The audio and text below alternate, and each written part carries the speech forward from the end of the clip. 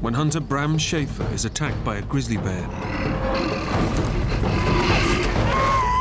He faces a life or death battle for survival. I thought to myself, oh, you're dead. Severely injured and alone, Bram has to fight to get off the mountain in a violent storm. I was starting to think probably wasn't going to make it. Help me, please! Just when it looks like he might be saved, a deadly new threat appears. You could very easily be dead by morning. Bram, stay awake now, come on!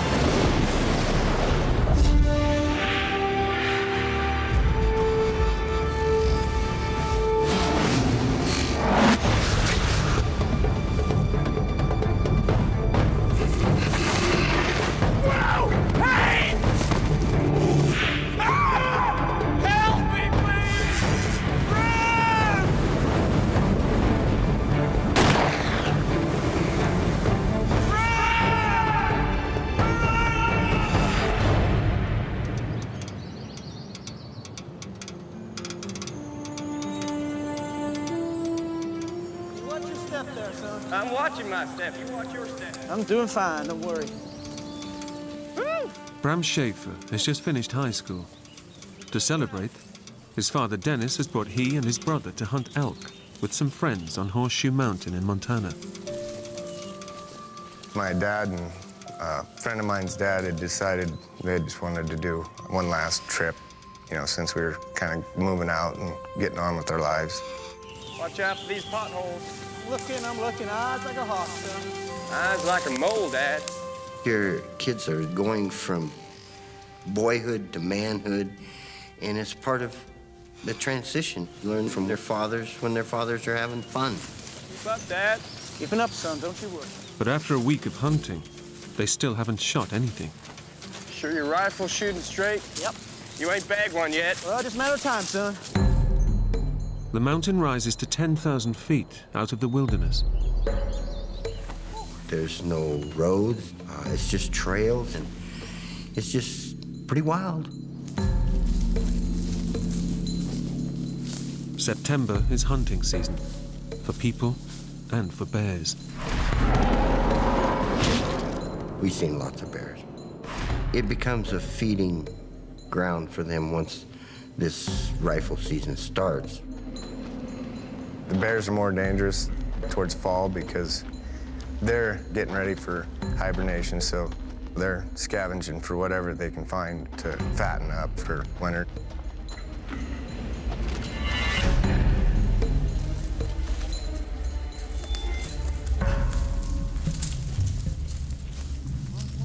Today is the last day of the trip.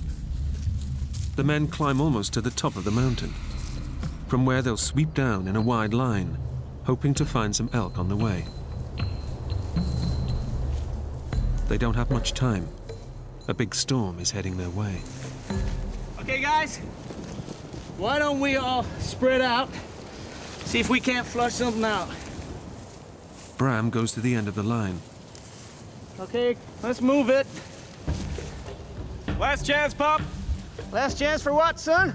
Last chance to bag Bag it an out. elk, you said it. Bram had his own speed, and the way he went, he just went over a ridge, see? So he wasn't in sight of us. Bram takes off alone, ignoring any possible dangers. He was very strong physically and strong-willed. He's fearless. What's gonna hurt me? Bram's orange vest might stop other hunters from shooting at him, but it also makes him more visible to predators. But Bram's a high school football star, bold and brash. I was a pretty cocky kid. I didn't worry too much about anything. You know, I was 18, bulletproof.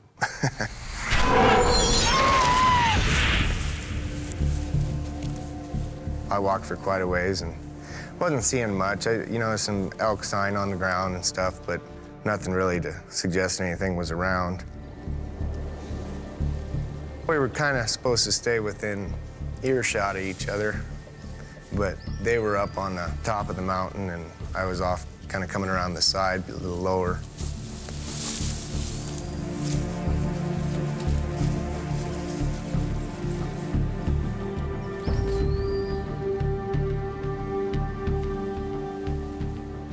Now a few hundred yards away from his dad and the other hunters, Bram is suddenly aware that the forest is too quiet. I kind of got a weird feeling about then, and there wasn't hardly a noise. You know, there weren't no birds chirping or ground squirrels running around or anything. And there must be something around here keeping the birds quiet, you know, a predator of some sort around. Kind of made the hair on the back of my neck stand up.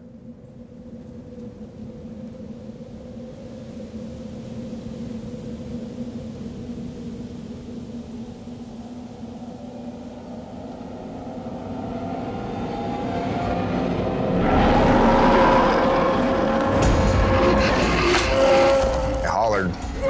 She didn't slow down. My next thought was get the hell out of the way.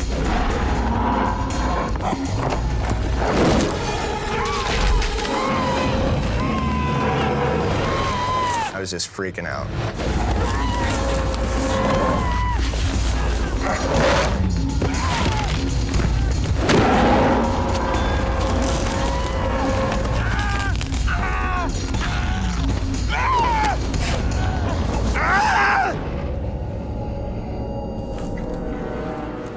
The next thing I know, she's sitting there with her head in my lap, just huffing at me. I was very terrified. I thought to myself, you need to either eat me or get off of me. My temper was starting to get the better of me. So I reached up and punched her in the nose.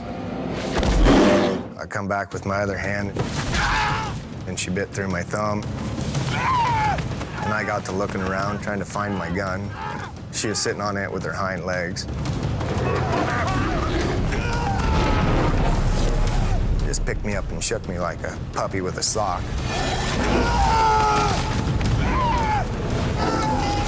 It felt like vice on your leg. And then I thought to myself, oh, you're dead right there.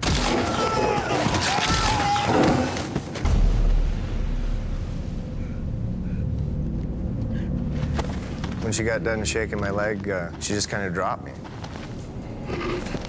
I think she was just gonna see if she'd done enough damage that she could just leave me there. As long as Bram keeps still, the bear thinks he's no longer a threat. The moment he moves, the bear attacks again.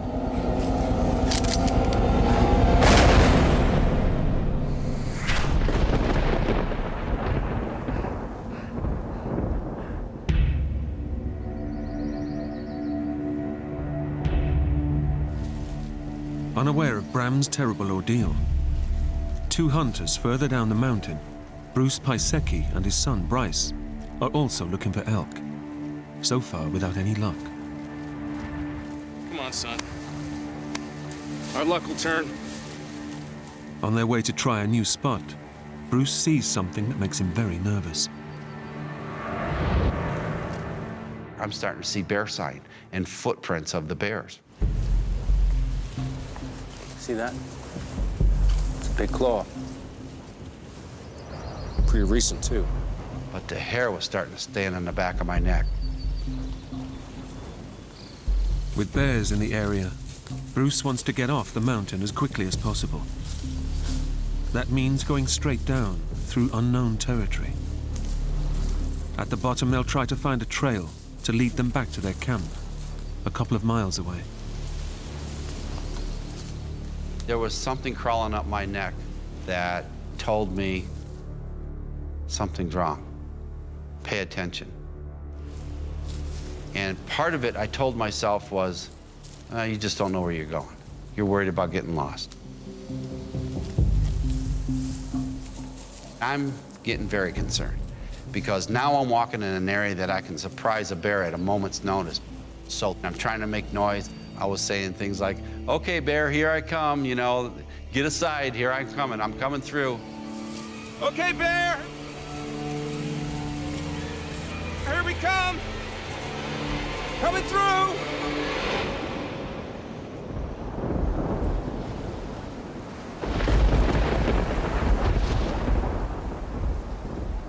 Bram has done the nearly impossible. He's killed a grizzly with a single shot.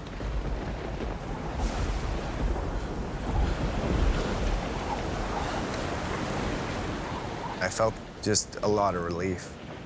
I was pretty happy for, a few seconds anyway.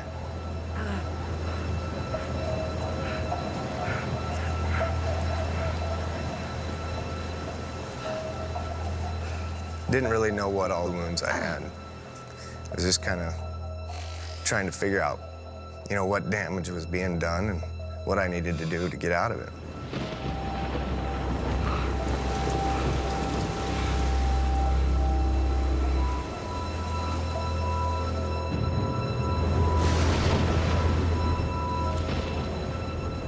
A mile and a half away, at the bottom of the mountain, Bram's father and brother arrive back at camp. They haven't seen Bram for nearly 2 hours. We got to camp, no Bram. So I asked everybody, where's Bram? Have you seen him? No. Have you heard from him? No. I said, well, something's wrong. I got my other son immediately, and we went back up on the mountain. Let's go look for him. I knew he wasn't lost. He had a compass in his head. So I knew that wasn't a problem. But for him not to show up was just, it ate at you.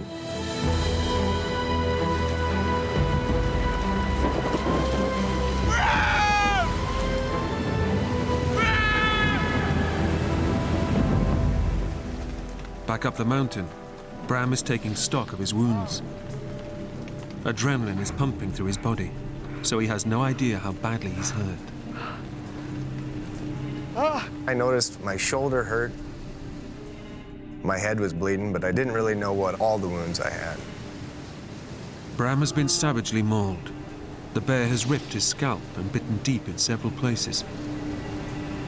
But the adrenaline is stopping him from feeling the worst of his injuries. Standing up for the first time since the attack, Bram is in for a shock. His right thigh has been ripped from the bone. My upper thigh was just shredded. You could see the artery in there just pulsing, and then just big slabs of meat just kind of hanging loose.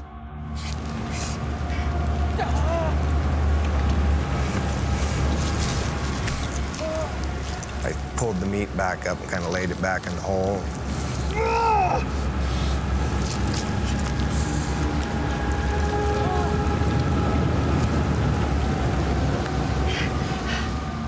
I wrapped my hunter's orange vest around the wound and kind of tried to tourniquet it a little bit.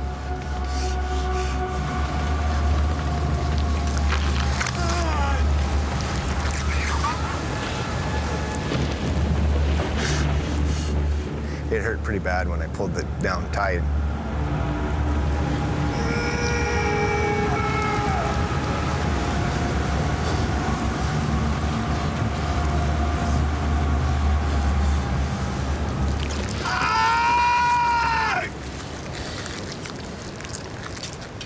First thing, I sat there and I shot 3 shots like they teach you in hunter safety, and it's, it's supposed to be the universal signal that I need help. Somebody's supposed to come find you.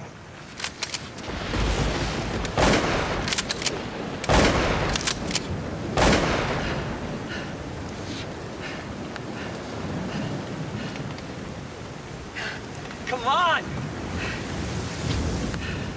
Damn! Help!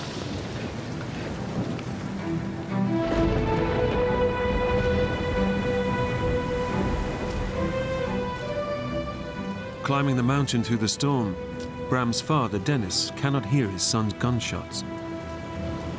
Bram! Son, can you hear me? Bram! It was getting really nasty. The wind started blowing about 30 miles an hour. We couldn't hear nothing. If he fell down, broke a leg, whatever, with the thunder and lightning, this was starting to become a life-threatening situation.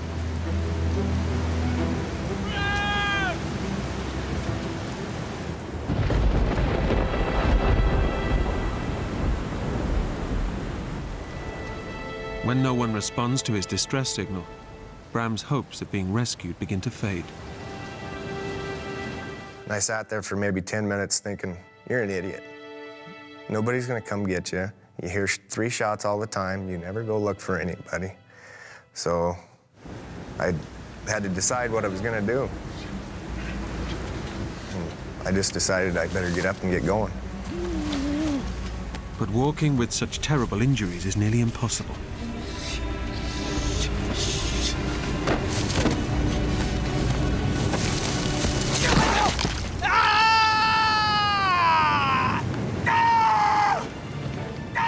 Bram must get off the mountain quickly. If he doesn't get help soon, his injuries will kill him.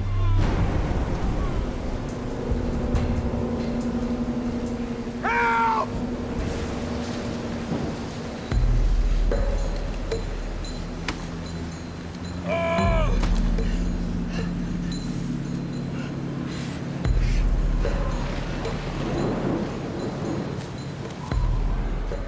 I was gonna try to head towards camp, but in order to get there, I would have had to go uphill. And I didn't have the strength in my leg to go uphill. I could just kind of peg leg along, and if I kept my knee straight, I could use it. So I just picked out a point out there where I knew I would come across a trail and started heading for that.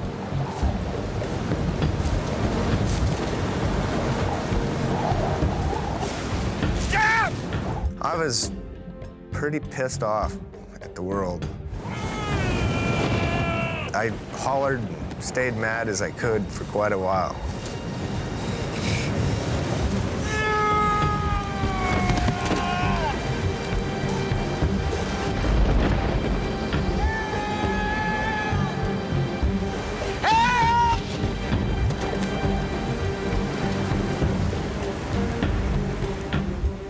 Bram's anger is fueling the adrenaline that's pumping through his system. It's the only thing fighting the pain and keeping him alive. I think the things that kept me going were just willpower and a good, healthy anger base.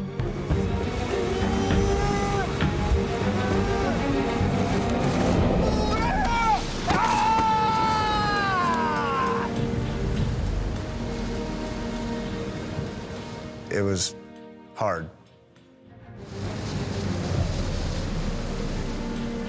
There was a couple of times I thought about, maybe just sitting down and quitting, but I'm about as stubborn as they get. I knew if I didn't keep going, I probably wouldn't make it anywhere and nobody would find me. Oh, damn!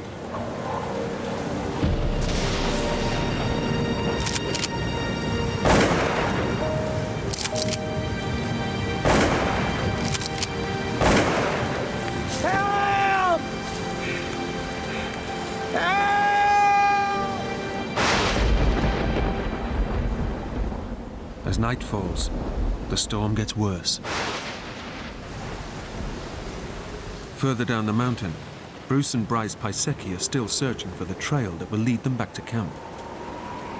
In the darkness, Bruce is now very nervous about getting lost in bear country.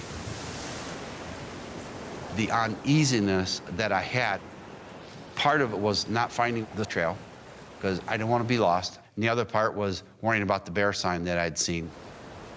It was just made. I know they're there somewhere. Dad, can't see. Let's use the flashlight. No! No! We get lost. We need them batteries full. All right? Okay, so stick close. So we can see each other.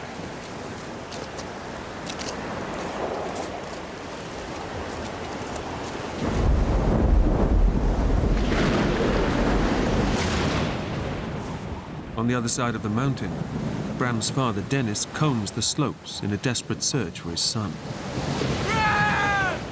And the weather finally went down to about 10 degrees. And he's out there. So I'm looking and we're shooting and hollering.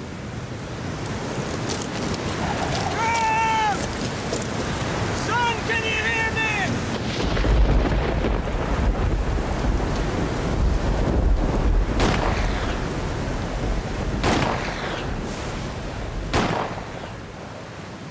Dennis knows Bram might not hear the shots through the storm, but he also knows he's taught him vital skills to survive.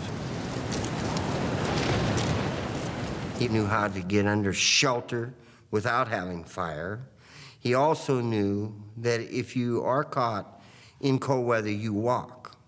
No matter if you walk a 100-foot circle, you walk until daylight.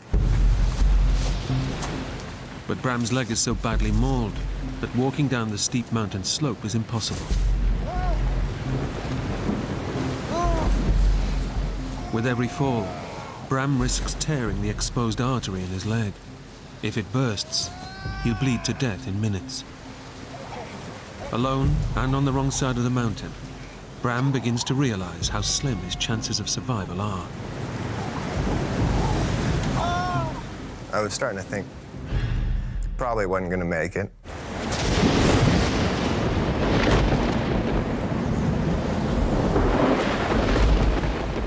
But help is closer than Bram realizes.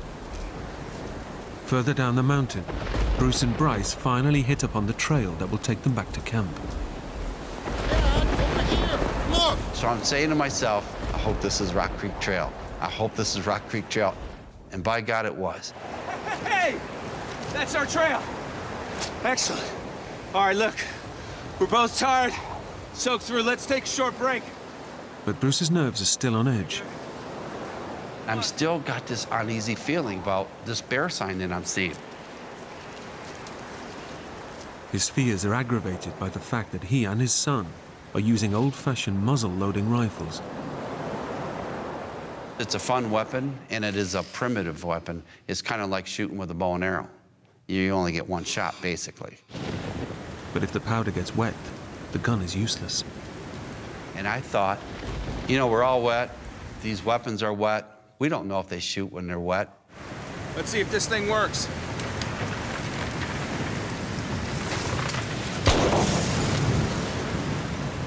I heard a gunshot that was pretty close. I just about jumped through my skin, you know. I was pretty excited.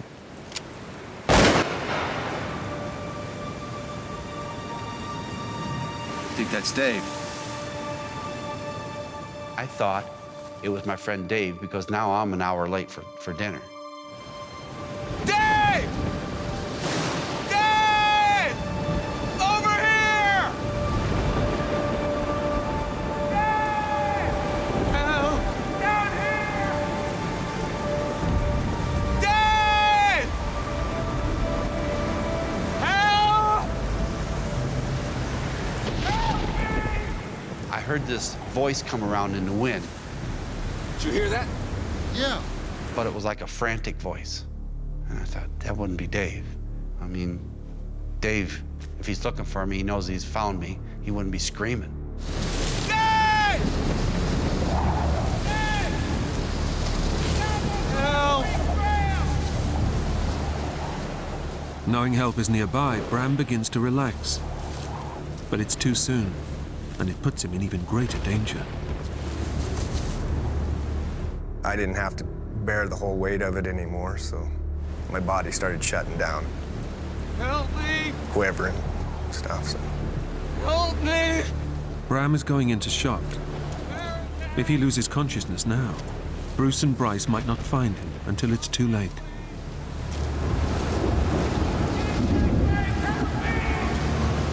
He was yelling back at me, but it was frantic. I couldn't hear what he was saying. All right, shine your flashlight up in those trees. Let Dave see where we're at. Dave! I didn't see no light from him, and I kept yelling. Dave! We're down here! Rock Creek Trail! At the trailhead! And this wind wouldn't let up. And then all of a sudden I heard, help me, help me. Help me! Get attacked by a bear! The wind came around and just carried it just perfect. And all of my fears of bears just came alive. Oh my God, somebody's hurt there. We gotta help you. You stay behind me. Anything comes at us, use that muzzle loader, you understand? You all right? Bruce and Bryce start climbing towards the voice in the darkness. But Bruce is hesitant, fearing he's leading his son into a potential bear attack. Where are you? Where you at? As I'm getting closer, I'm yelling at the top of my voice because now I'm scared. And I'm going, where you at? Who are you? I was getting excited because I knew there was a bear in the area. And this guy said he was attacked.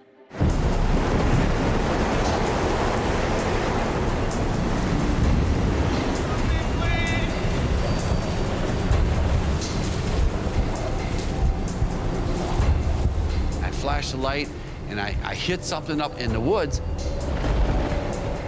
but it was a red glow. And bears' eyes are red, I'm thinking, when they see him with the flashlight. I said, Bryce, the bear's right on him. Let's go. Let's get up there.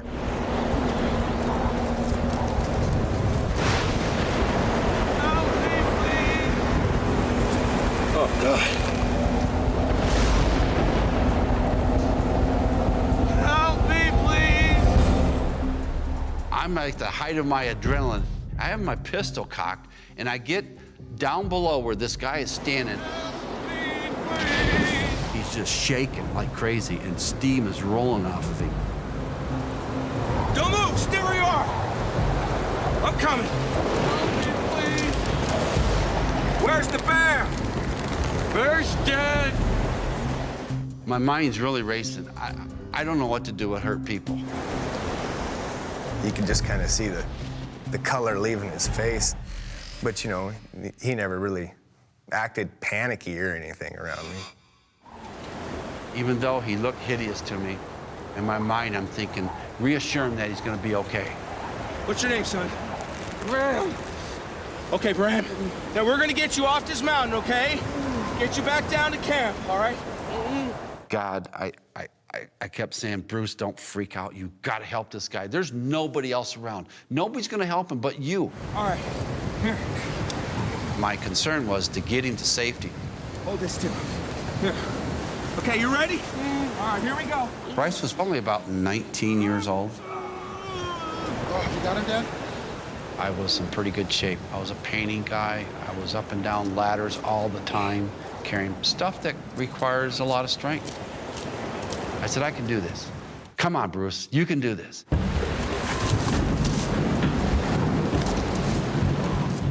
I just didn't realize how hard it was going to be.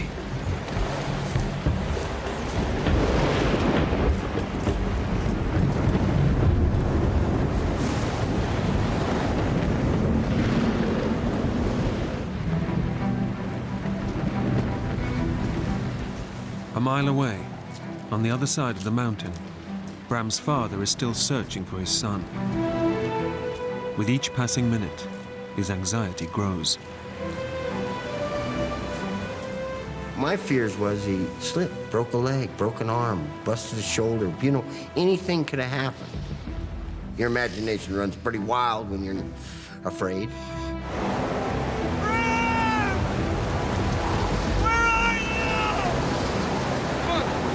Let's drive here. Dennis won't ever give up. But the others know that the chances of finding Bram at night, in the raging storm, are slim. On the other side of the mountain, Bruce is struggling to carry Bram. His strength is running out. And I'm saying to myself, Jesus, this can't be this hard. And it was like the worst thing in my world. I thought, how am I going to continue this? But I said to myself, whatever you do, Bruce, don't give up. You have to get this kid back to safety.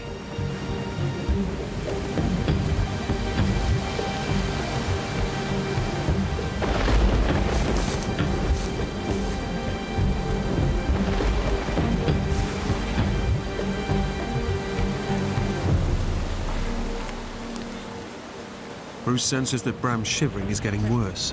Okay. He's in severe shock, and his body temperature is dropping. All right. Hold him up. Hold him up.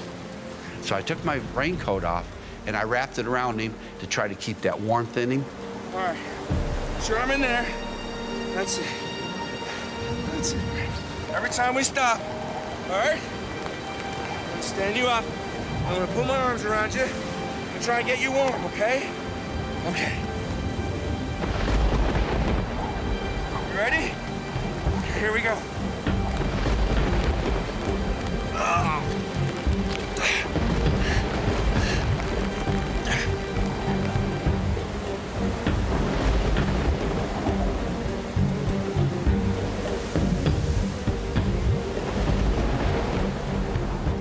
But the relentless storm and the slippery ground are taking their toll on Bruce. Only a few minutes later, he has to put Bram down again. Now it's only been 50 yards, and I'm winded again. And I'm going to myself, you cannot give up, Bruce. You cannot give up. I'm exhausted. I'm tired.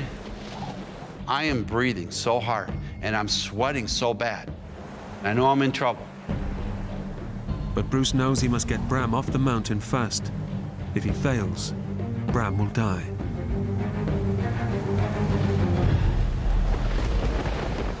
I said, God, I need some help. And then I fired off my 3 last rounds of my pistol to try to get more help. I heard a gunshot, and I thought to myself, what a fool. Who would shoot an elk at this time? By chance, Andy Wolf has also been hunting on Horseshoe Mountain. When I heard the second shot, I got that uneasy feeling. And when I heard the third shot, I knew something was wrong. Somebody maybe was disoriented. I thought maybe we would just go find him and help him off the mountain. Andy knows there are others camping nearby who can help him form a search party. I knew better than to go up onto that mountain in a storm alone. Joined by the other hunters, Andy Wolf sets off in the direction of the 3 gunshots. So here we are going this huge mountain in the middle of the night with roaring wind. We're having to yell to each other to even talk to each other.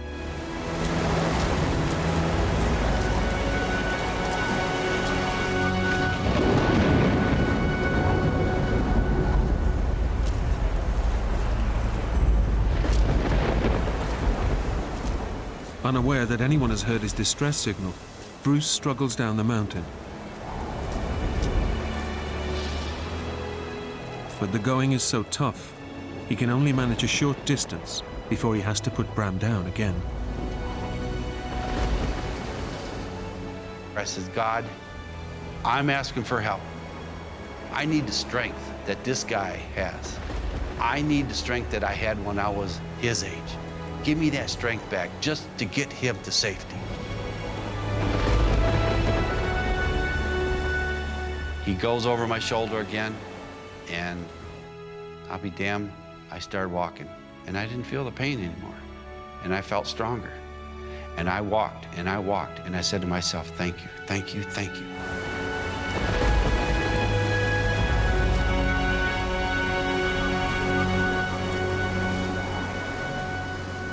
They're now less than a mile from Bruce's camp. And although Bruce has found a new strength and determination to carry on, Bram's condition is rapidly deteriorating. There were several times when I was carrying him that I felt like I was carrying a dead man. And so much so that I stopped to throw him back up on his feet to get him coherent.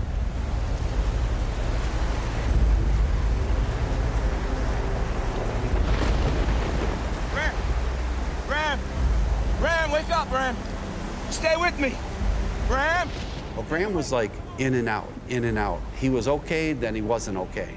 He was real coherent, and then he wasn't. I'm saying, don't you dare give up. Don't you dare give up. All of a sudden, Bryce started yelling and says, Dad, Dad! Bram! Bram!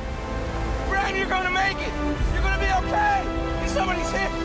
Hey! Up here! We were probably 45 minutes into our hike when we started hearing screams for help.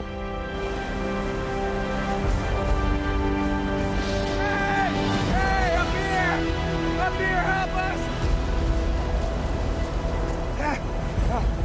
What happened? I'll never forget the sight that I saw. It just was very surreal. Like, holy moly, you know, this is serious. It's chewed up really bad. I don't know if he's gonna make it. I need some help. It's okay, I'm a doctor. You're a doctor? By an extraordinary stroke of luck, Andy Wolf is a doctor with specialist training in shock trauma. What's your name? It doesn't take him long to see how serious Bram's condition is. He was going into shock. Shock kills people. Man, come on now, stay awake, son. The doctor's gonna look at your leg now. Just take a second, and we'll get you back home. Stay awake now.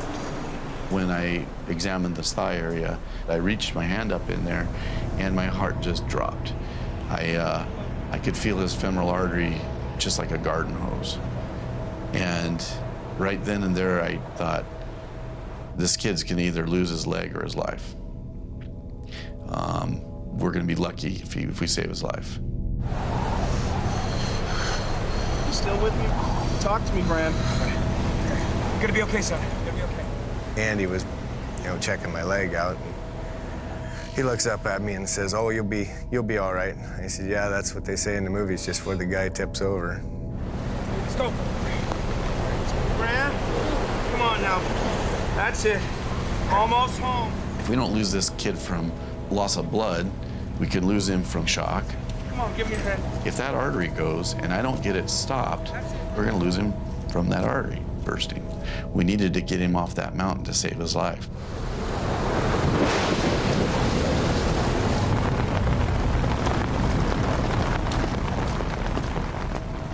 The camp is only a mile away from where Bram was attacked by the bear.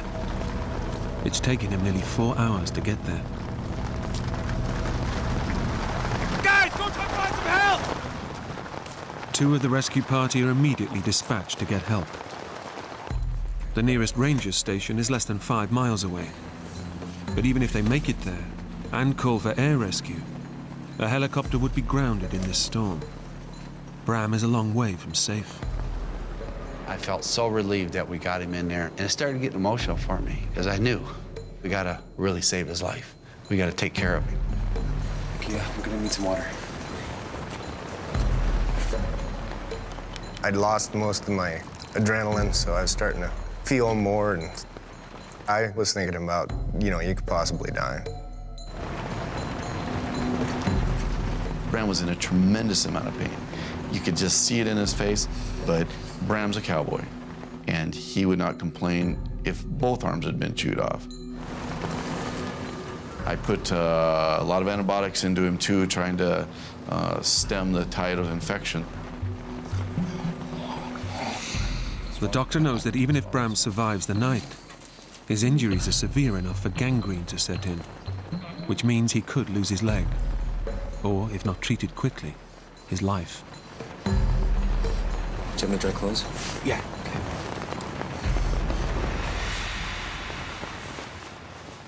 Unaware of the severity of his condition, Bram's thoughts turn to his family. I was pretty concerned about my dad and my brothers. They had no idea where I was or if I was alive. I was sure they'd try to look for me and, possibly get hurt themselves. Once we got him stabilized, I thought I could take a moment to myself. I wept. For Bram's sake, I wept because his father is without him. He's got to be going crazy. I would be if that happened to me.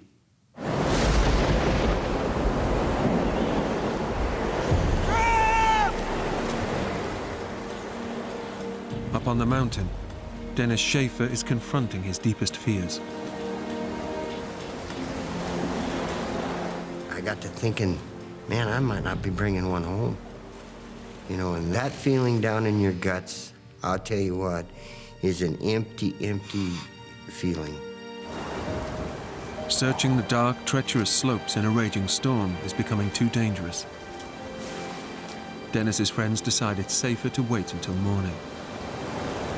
Dennis, we can't go on. I don't care how bad it is. I am not going back. That is my son out there. Dennis, please. I'm sorry. I was determined to be out there looking for him, but the mountains are unforgiving if you're caught wrong, and they will kill you. So I got voted down, and we had to go back to camp.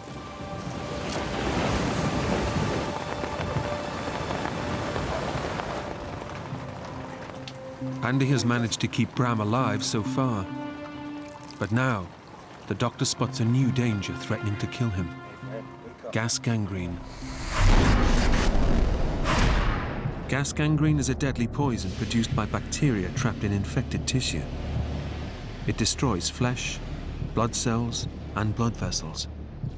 Gas gangrene can travel 6 inches in an hour. If Bram's femoral artery was being attacked by bacteria, it would burst. Bram was in serious trouble at this point. He could very easily be dead by morning. How you feeling, Bram?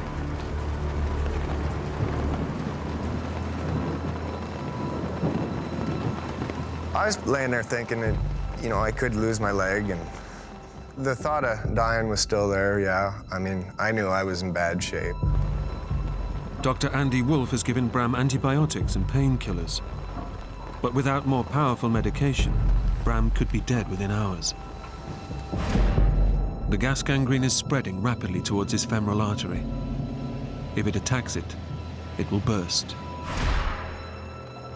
It was very serious. It was just as serious as a bear attacking him.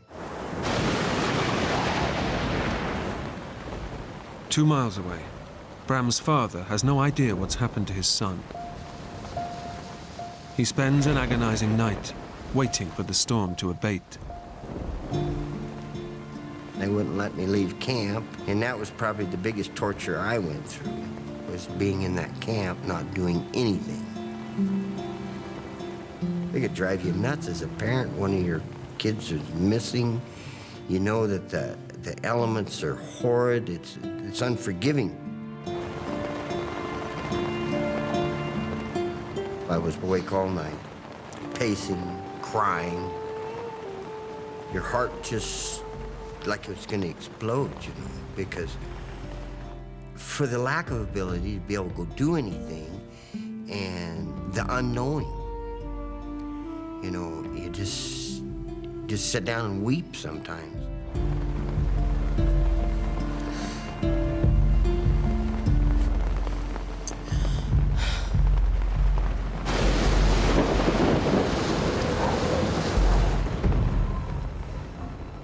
Andy and Bruce also spend a harrowing night, hoping Bram will survive until morning.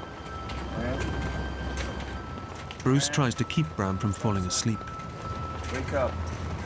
How you doing? Andy said we need to keep him active and keep him going so he doesn't slip into like a coma or something like that.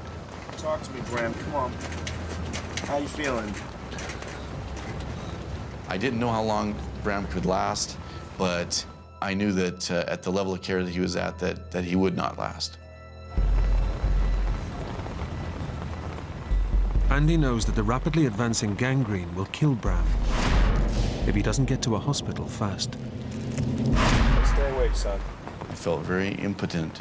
It was just every moment wish that the sunlight would come. We'd hear a helicopter.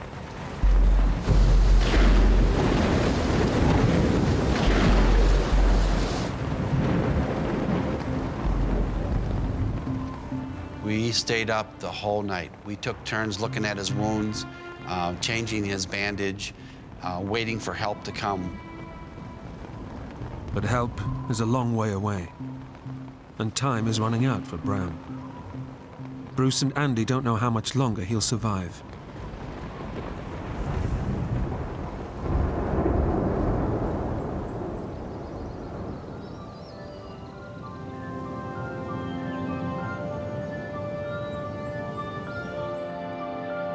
Stay awake, Bram.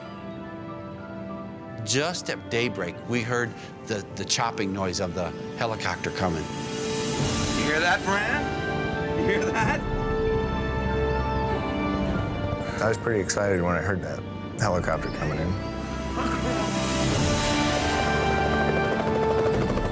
I've never been so happy in my life as to hear rotor blades.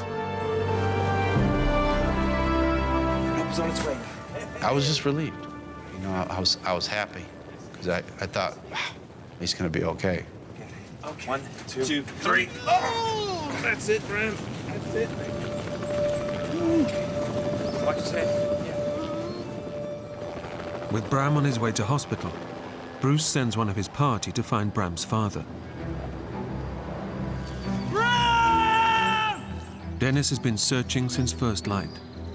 Our plan was to go exactly where we had all left off the day before, and then work our way down the mountain. If we found him, we were to shoot 3 shots and then shoot the 4th round. So then you would know that somebody had found him alive.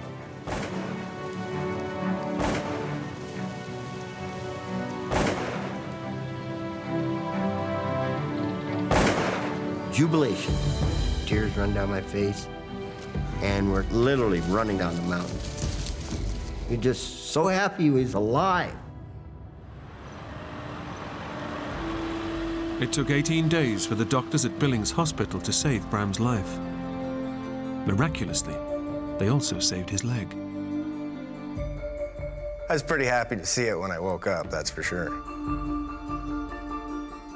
I feel very grateful for all the angels around the mountain, Bruce and his boy and Doc Wolf. Those people really done us a great, great favor by taking care of our son. I'm not a hero. I just did what I had to do. I just know that I did the right thing. And to this day, I care about him a lot, more than he thinks I do.